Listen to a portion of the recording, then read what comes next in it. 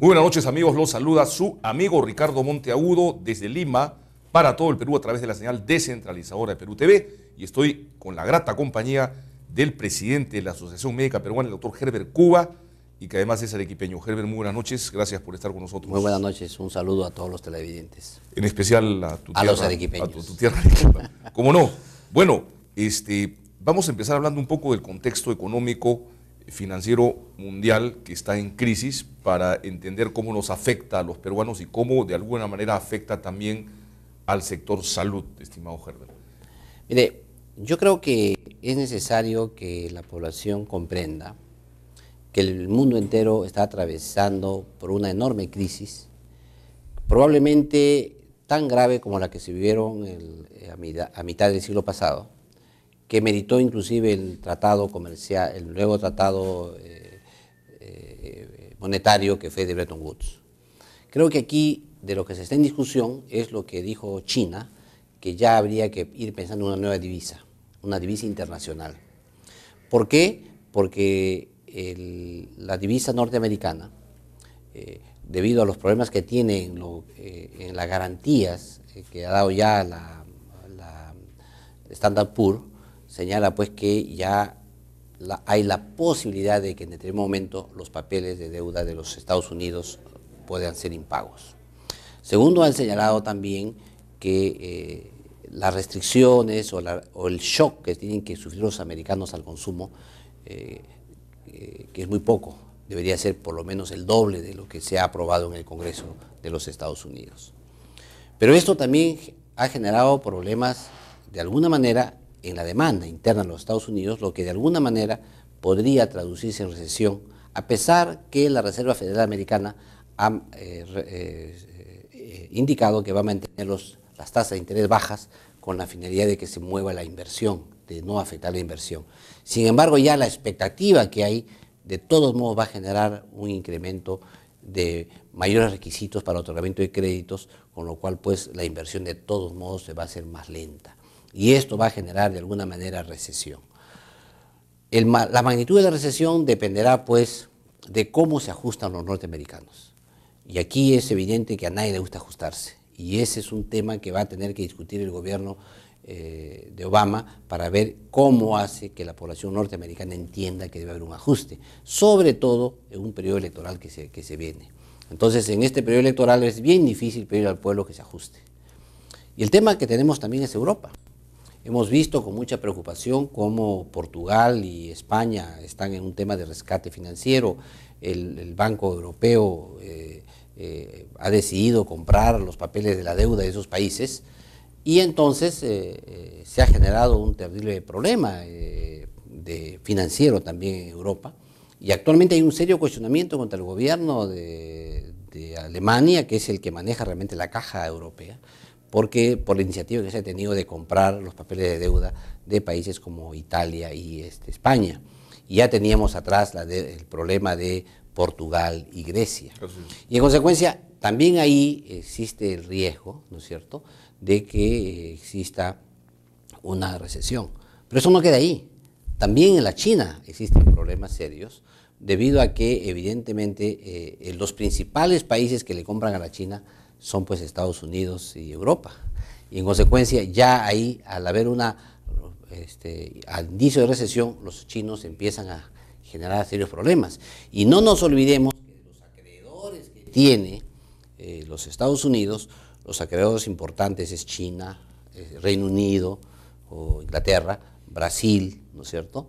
En consecuencia son países que de alguna manera tienen muchos bonos de la Reserva Americana que pueden tener riesgo de que éstas sean impagos. En consecuencia, ellos también están ajustando y le dicen al gobierno norteamericano: oye, por favor, asegúranos que no vas a pagar.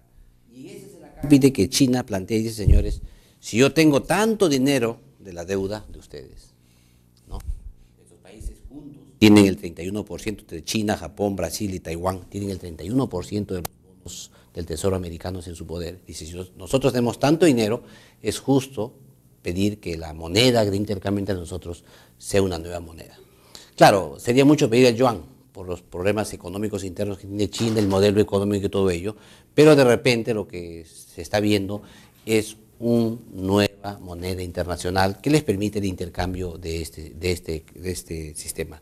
Esto en la práctica significaría un nuevo tratado mundial, un nuevo de moneda. Y este es el tema que está en discusión. Pero esto, ¿cómo afecta? Nos afecta a nosotros en América Latina muchísimo. Felizmente que al Perú menos, por un tema muy simple. El Perú ha firmado muchos tratados de libre comercio y nuestras exportaciones no son tan grandes y podemos aprovechar más bien los nichos de estos mercados recesados.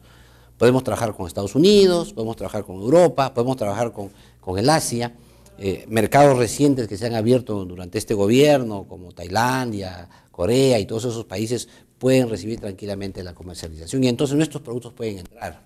Entonces eso podría ser un atenuante para esta crisis internacional. Sin embargo, requiere pues lo que se llamó el TLC para adentro.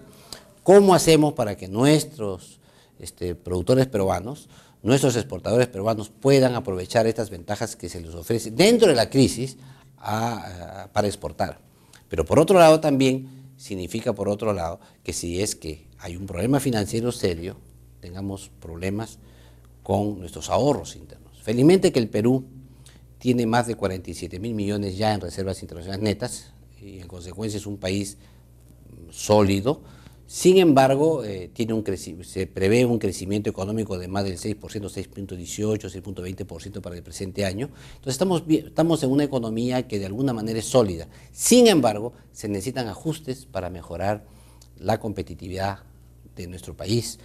No nos olvidemos que nuestro país tiene unos grandes ingresos en el sector, sobre todo minero, y ahí puede haber problemas en la minería debido a que pueden caer los precios, a excepción del oro, porque es un metal de refugio, pero el oro, a excepción del oro, otros metales. Y esto podría comprometer seriamente nuestros problemas comerciales. Sin embargo, hay datos interesantes. Se han duplicado las exportaciones agrícolas, sobre todo, y eso es importante. Y ahí el Perú tiene todavía posibilidad de crecer mucho, el tema de la agroexportación. Y el tema también de exportación de otros productos no tradicionales que el Perú puede mejorar tranquilamente en la exportación. Sin embargo, afectándose el tema de los ahorros internos en el Perú, podríamos poner en riesgo el tema de la bolsa que hemos visto, como inmediatamente existe una enorme volatilidad y lo primero que se afecta, ¿qué son? Los fondos mutuos, los ahorros para seguridad social que tienen los peruanos. Y en este caso concreto, pérdidas del sistema pensionario.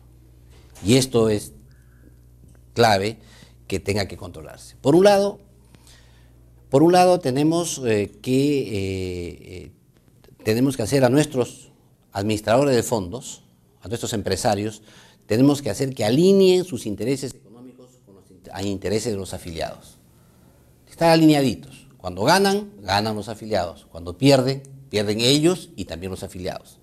Pero en este caso no. En el Perú siempre ganan ellos.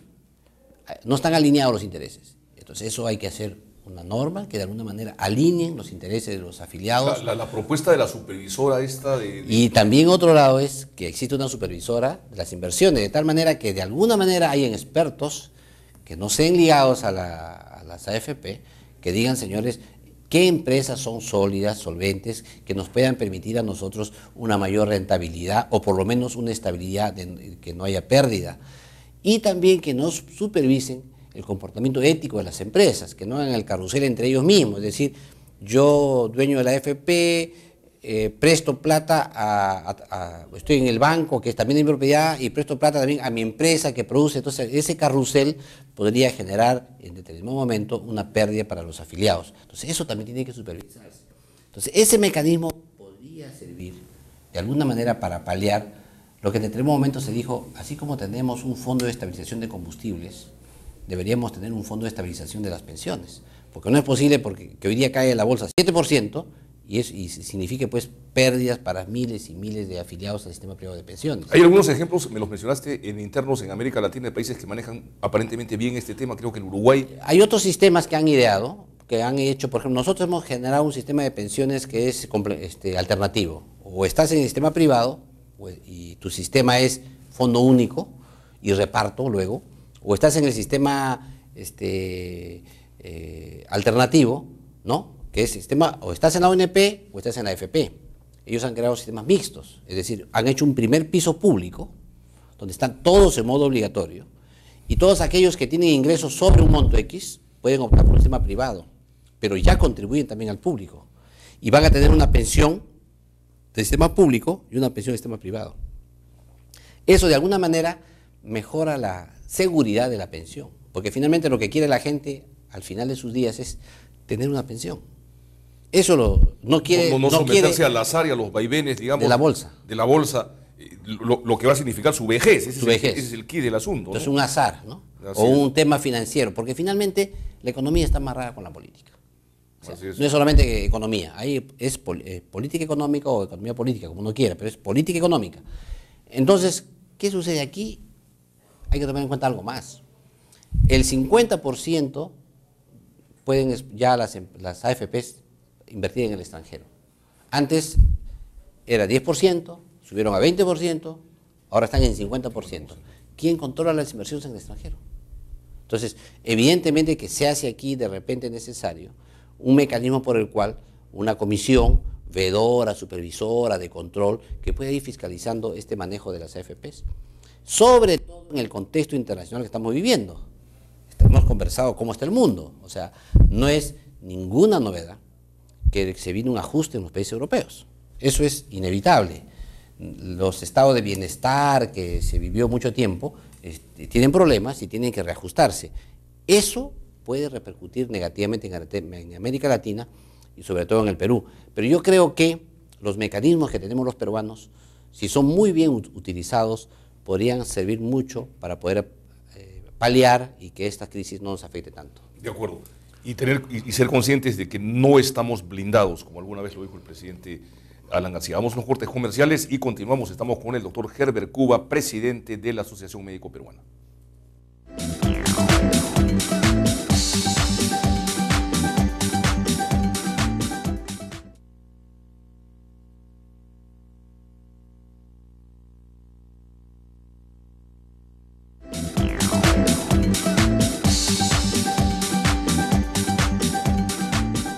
Bien amigos, continuamos con el doctor Herbert Cuba. Bueno, en medio de las crisis muchas veces se presentan interesantes oportunidades y una de las cosas que se comenta, y lo ha dicho el ministro de Economía, Miguel Castillo, es que se podría aprovechar este contexto de crisis mundial para que vengan capitales al Perú, vengan capitales al país. Y para ello se sostiene, debe haber estabilidad jurídica, no deben haber, digamos, iniciativas de reformas constitucionales, por ejemplo, dicen muchos economistas, y eso de asignarle un rol preponderante al Estado, como aparentemente pretendería esta administración, no contribuiría a ello. ¿Compartes estos puntos de vista? Yo creo que sí. En el momento que existe una probable recesión en Estados Unidos, Europa, el Asia, obviamente que la gente, los inversores van a mirar con ojos adecuados países que tienen estabilidad económica, países que pueden permitir la inversión y sobre todo que aseguren su rentabilidad. En consecuencia, creo yo que eso es una oportunidad. Es una oportunidad que hay que cuidarla, porque también pueden venir los capitales golondrinos. No. Gente que viene por un tiempo, hace aquí su negocio, tipo ambulante, ¿no? Viene, vende, engaña y huye, ¿no es cierto? Ese tema, por eso es que tiene que haber un cuidado, un manejo cuidadoso de la economía por parte pues, de los actores económicos. Pero el otro tema que también es aquí, otra oportunidad es que nosotros no somos productores de grandes cantidades de productos.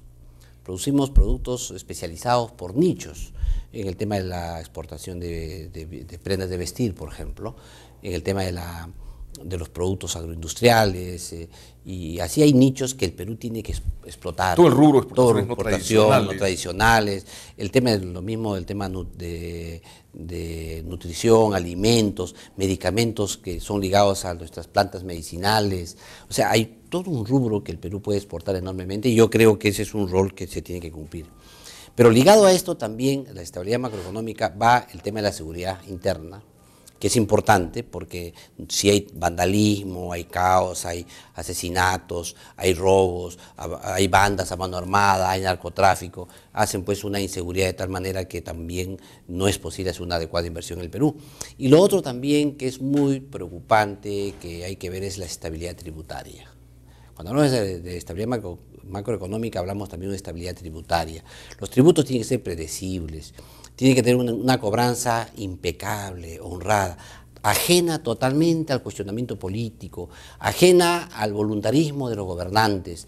Tiene que demostrarse, demostrarse que no van a usarse en ningún momento como medio de persecución política, de venganza y de vendetta.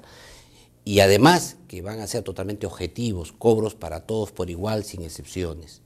Esos temas requieren que en la conducción de estas instituciones tengamos personas pues de una trayectoria impecable, académica, pero sobre todo una trayectoria de neutralidad política importante. Y yo creo que no es lo mismo señalar el ministro de Economía, que no sea de mi gobierno, y yo diga, este ministro de Economía es del gobierno anterior, es un liberal, y va a asegurar el crecimiento económico. De repente podrá asegurar el crecimiento económico y de repente hasta una política proempresarial, que eso no es lo que se quiere. Nosotros no queremos una política proempresarial ni antilaboral. Nosotros queremos una política proempresarial y prolaboral.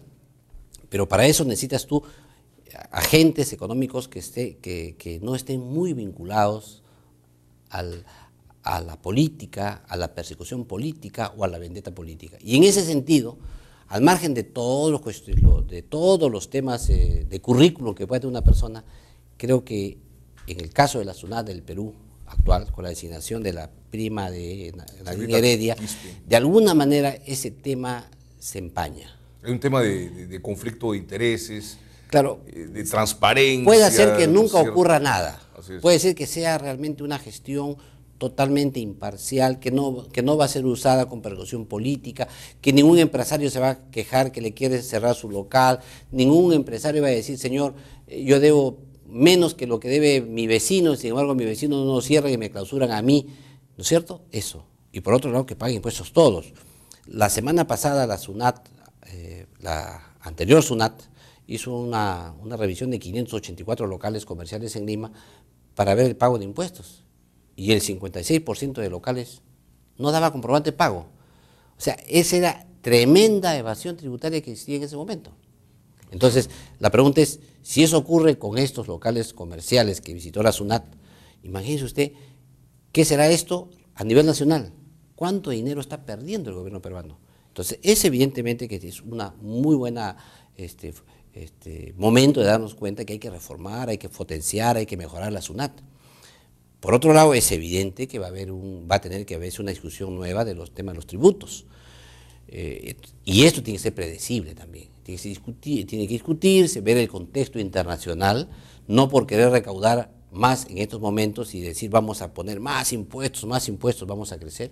Al contrario, creo yo que en estos momentos donde los capitales internacionales buscan refugio, lo adecuado es mejorar acá el sistema tributario para que las empresas vengan a invertir en el Perú, porque finalmente no solamente queremos invertir dinero por la recaudación, queremos generar más empleo, queremos mover la economía, queremos generar más exportaciones.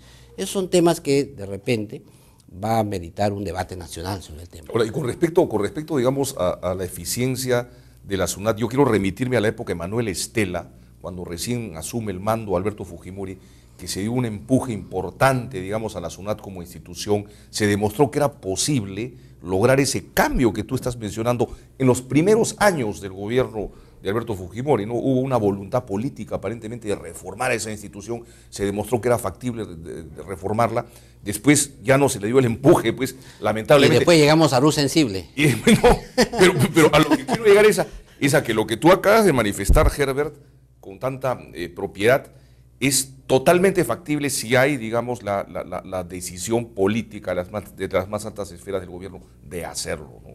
Yo creo que las señales son importantes.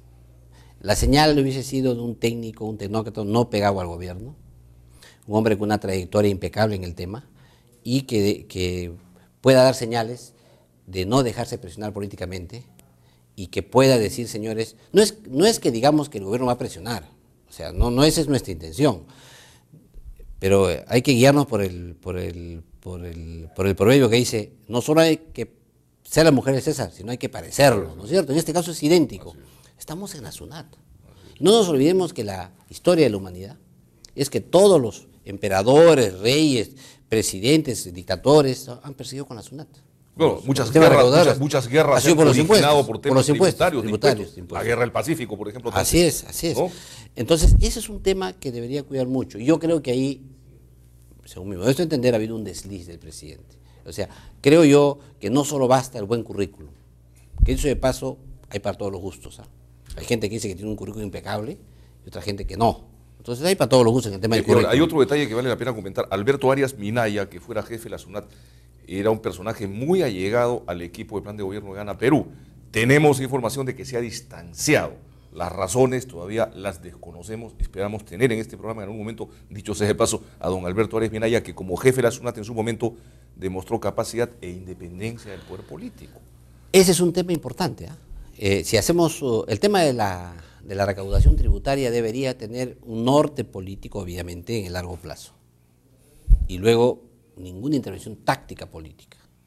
O sea, eso es el tema. Lo acabas de decir con una propiedad. Ninguna intervención táctica política. Tendría que ser una institución que funcione totalmente imparcial. Como el Banco Central de Reserva, en cierta manera. Así es.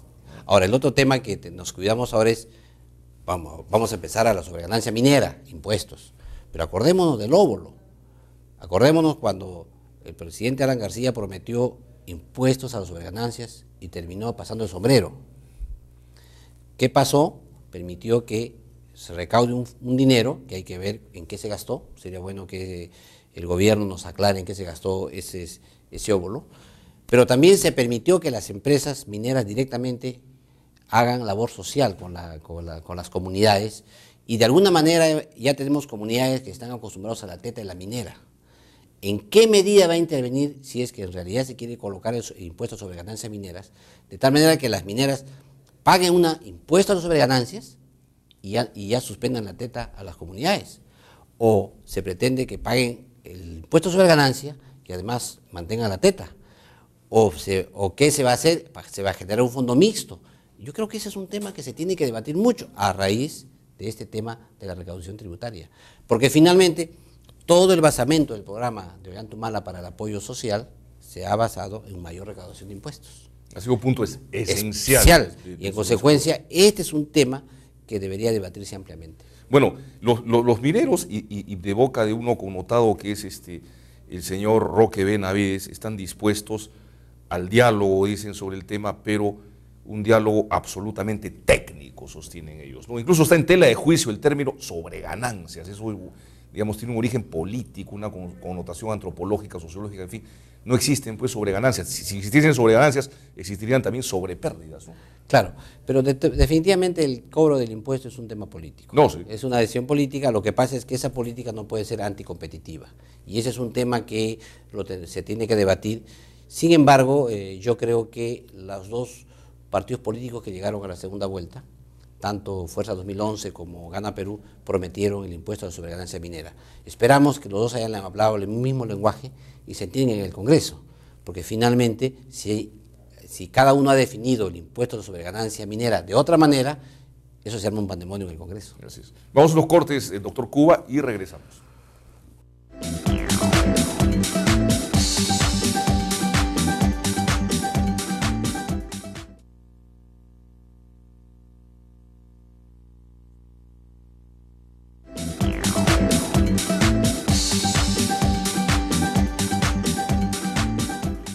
Bien, continuamos con el doctor Herbert Cuba. Ahora sí, vamos a conversar con él sobre temas vinculados al sector salud. Lo primero que quería preguntarte es, digamos, sobre los nombramientos de muchos funcionarios del sector, tu opinión, entre ellos el de Álvaro Vidal. Mire, Álvaro Vidal es un médico gremialista. Él ha sido presidente de la Asociación Médica del Seguro Social y él ha sido también decano del Colegio Médico del Perú y vocero en salud del partido de Gana Perú. Pero también ha sido ministro de Salud en el gobierno de Alejandro Toledo. Así es. En consecuencia, él tenía de ambas vertientes. Por un lado, el tema de la izquierda peruana, por otro lado, su paso por Perú Posible y su finalización en el partido de Gana Perú. Y yo creo que entra en un momento donde el programa del plan de gobierno de Ollantumala cuestionaba muchísimo el tema de la existencia autónoma de salud, sobre todo los fondos de salud que que se mantengan a cargo autónomo, y ellos señalaban en el plan que había que transferirlos al Ministerio de Salud, con lo cual se generó toda una polémica en el sentido de la estatización de los fondos de salud. ¿Por qué? Porque los fondos de salud evidentemente son privados, pertenecen a los afiliados, y transferirlos al Ministerio de Salud es una forma de estatizarlos. En ese momento se dio todo un debate y salió Álvaro Vidal y dijo: yo toda mi vida he sido gremialista, he luchado por la de salud y no voy a querer que la estaticen ni que la privaticen.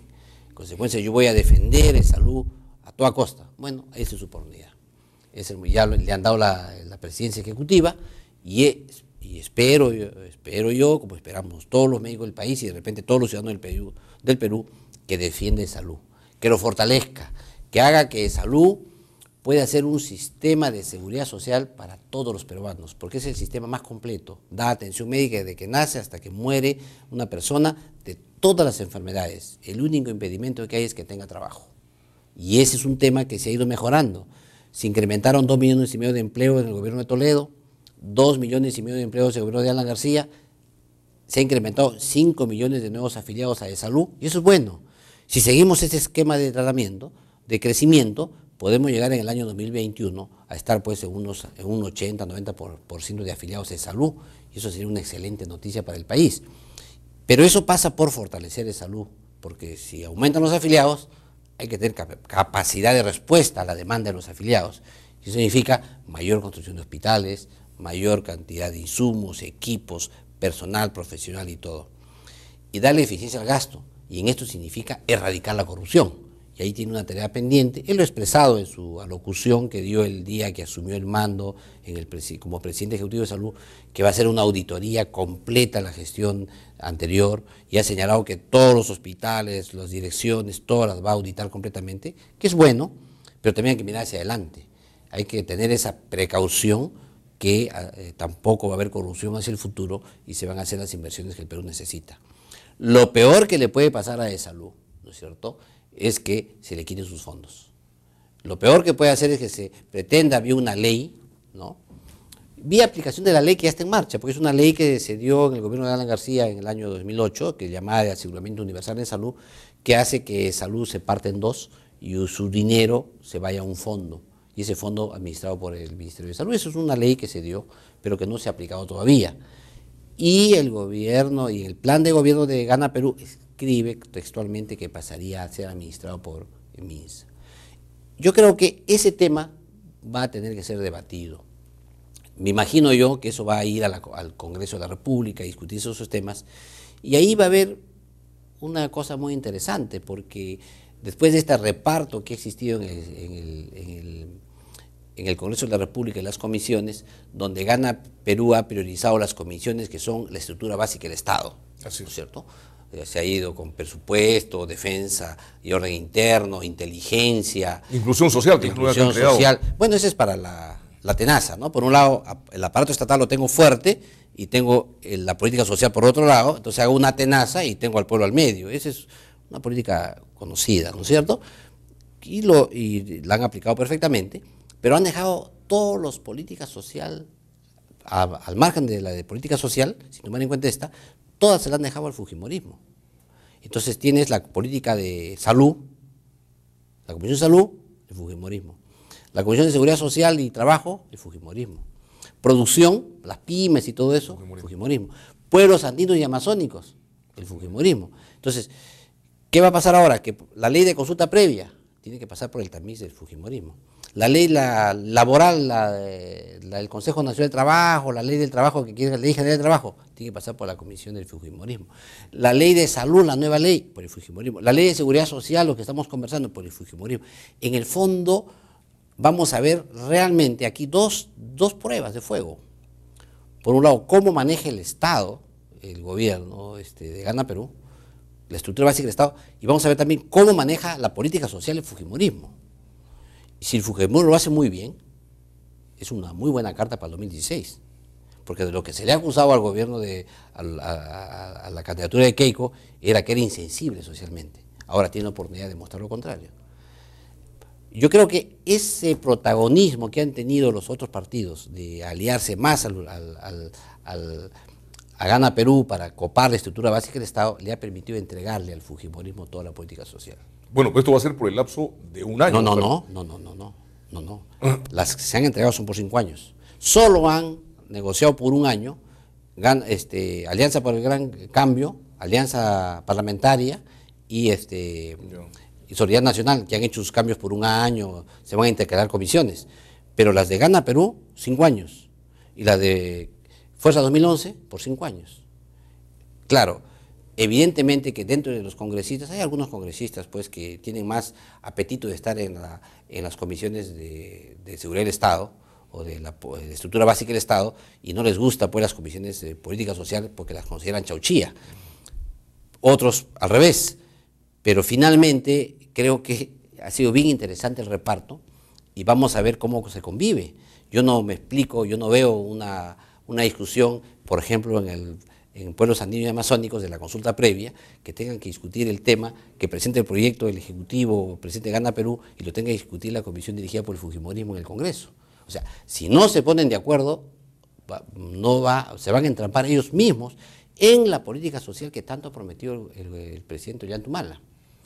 Igual va a suceder ahora con el tema del superintendente de Banca y Seguros, que ya se mandó la iniciativa al Congreso, que tiene que dar todos un consenso para poder votar. Igual va a ser con el Tribunal Constitucional, igual va a ser con el tema de la Defensoría del Pueblo, que tienen que llegar a 87 votos, y no tiene pues Gana Perú 87 votos. Entonces aquí el tema, van a tener que sentarse a trabajar porque se han repartido las comisiones de tal manera que se han hecho siameses. Entonces yo creo que al comienzo vendrán pues con los rencores de la campaña, pero si quieren realmente dar un ejemplo al país de convivencia y de democracia, van a tener que negociar en el Congreso adecuadamente. Dependerá también de qué personas sean las que a lo largo de los 5 años, digamos, tengan el manejo de las respectivas comisiones. Claro, bueno, esos se eligen, entre las mismas bancadas van a ir eligiendo, y evidentemente yo creo que este año va a ser un señuelo importante. Por lo pronto, iniciaron con pocos auspicios por el debate de la juramentación y todo. Hoy día ya se han repartido las comisiones, ya se aprobó el cuadro de comisiones, y yo creo que finalmente van a tener que convivir. Y yo espero que eso sea positivo. Yo espero que la política social en el Perú mejore. Faltan las reformas de salud, la reforma en la educación, tenemos que avanzar, tenemos que ver el tema de la inclusión social. Pero eso pasa por mejorar también el tema de la interculturalidad, el tema de los pueblos andinos, amazónicos, el tema de las pymes, es sumamente importante. O sea, son comisiones tan importantes que va a tener que negociar adecuadamente el Ejecutivo. De otra manera, esto no va a salir. De acuerdo. Herbert, con relación a Álvaro Vidal, bueno, estaremos en plan de observadores un poco, digamos, en las próximas semanas, en los próximos meses de su gestión. Esperamos de todo corazón que tenga éxito. Es un privilegio tenerte acá y escuchar tus opiniones de un sector que tanto conoces, ¿no es cierto?, que requiere urgentemente. Yo creo que Álvaro Vidal va a tener una gran ventaja frente a otros presidentes ejecutivos. Va a tener una masa crítica importante a su favor, ¿no? De todos modos es un líder gremial que ha tenido arrastre en el país. Y sus concepciones políticas de izquierda no se van a condecir mucho con la política que organiza el gobierno.